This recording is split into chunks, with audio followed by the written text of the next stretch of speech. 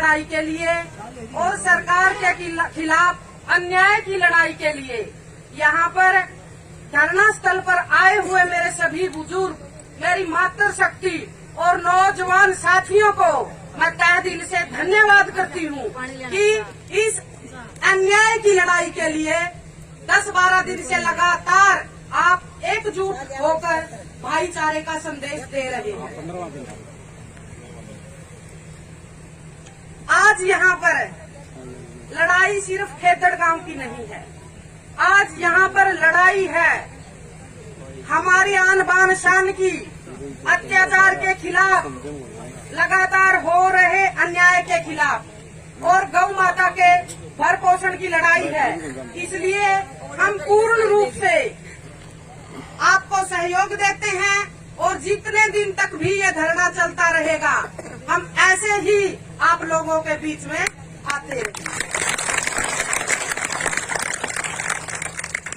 और जहाँ तक बातें हैं हमारी माताओं के आत्मसम्मान की, मैं किसी का नाम नहीं लूंगी, लेकिन कई पार्टियों से पदाधिकारी लगा लो, पूर्व प्रत्याशी लगा लो, यहाँ पर हमारे बुजुर्गों के बीच में आके धरना के ऊपर आके बोलते हैं कि ये हमारी मर्यादा का सम्मान है, इसलिए हम नहीं आ पाए।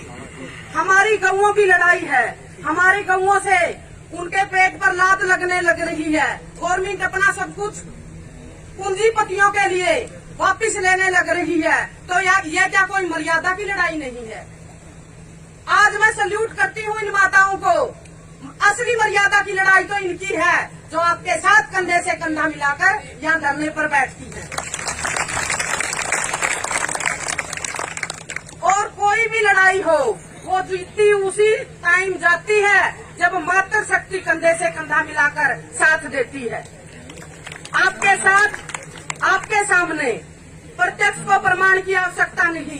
किसानों की जो लड़ाई सरकार के साथ थी, अगर मेरी माता बहनों का बराबर का सहयोग नहीं होता तो ये लड़ाई हम नहीं जीतते। यहाँ पर बात है न्याय की। थर्मल प्लांट, पावर प्लांट जो खेतड़ वासियों ने अपनी जमीन दी यहाँ पर बना, इस पावर प्लांट में बड़े हादसे हुए, मजदूरों की जानें गई।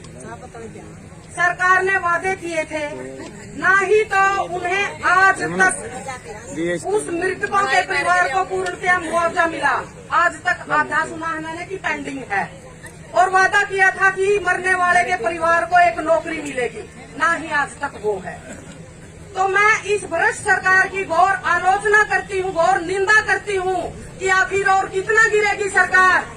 पहले बात किसानों की आई, महंगाई का मुद्दा था, पेट्रोल डीजल के दामों की बात थी, जहाँ किसानों की बिजाई का टाइम आया, बात खाद बीज की भी थी।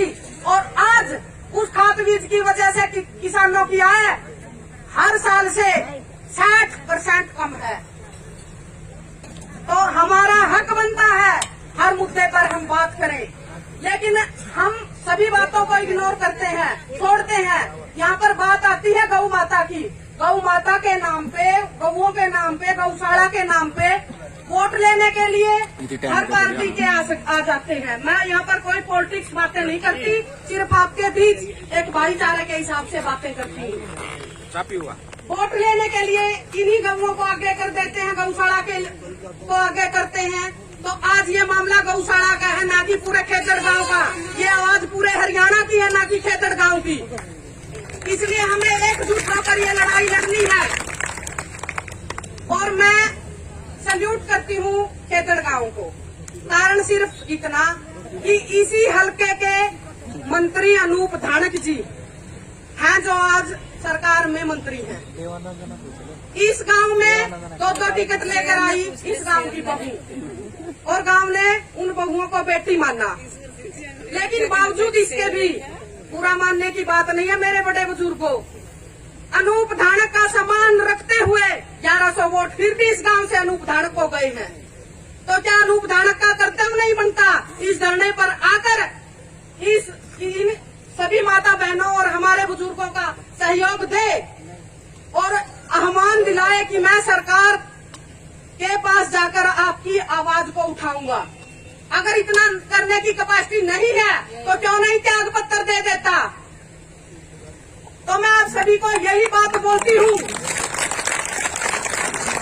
अगर आने वाले समय में कोई भी पॉलिटिक्स पार्टी का आपके बीच में आए, यानी कि आज की मौजूदा सरकार जेजेपी बीजेपी का कोई भी नुमाइंदा अगर हमें पता है कि बाद में पता नहीं कितने बड़े बड़े बहाने होंगे, लेकिन इस बात का जवाब देना है और जवाब भी देगी ये मेरी मातृ शक्ति, क्योंकि ताऊ जी नहीं बोलेंगे।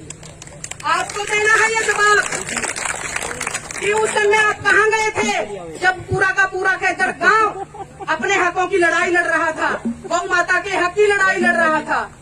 और जवाब उनको भी देना है जो यहाँ पर आकर बोलते हैं कि अरे हम लेट इसलिए हो गए क्योंकि हमारी मर्यादा का समान बात थी। जब ये खेतर गांव उन बहुओं को अपनी बेटी समझता है, उनके लिए हर चीज का त्याग करता है कि हमारी बेटी है, और जब लड़ाई आई खेतर गांव की इन मेरे बड़े बुजुर्गों की गौ माता की, तो उन्होंने अपनी मर्यादा का बहाना बना लिया। मर्यादा वो है जो हमारे हकों की हम लड़ाई करते हैं, उस लड़ाई में हम जीतते हैं।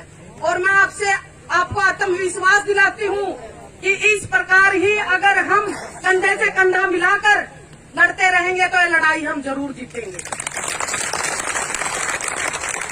तो मैं धन्यवाद करती हूँ मातृ शक्ति का, मेरे बड़े बुजुर्गों का, नौजवान साथियों का, कि हम असत्य के विरुद्ध लड़ाई कोई भी मुद्दे पर हो ऐसे ही लड़ते रहेंगे। धन्यवाद। जय हिंद।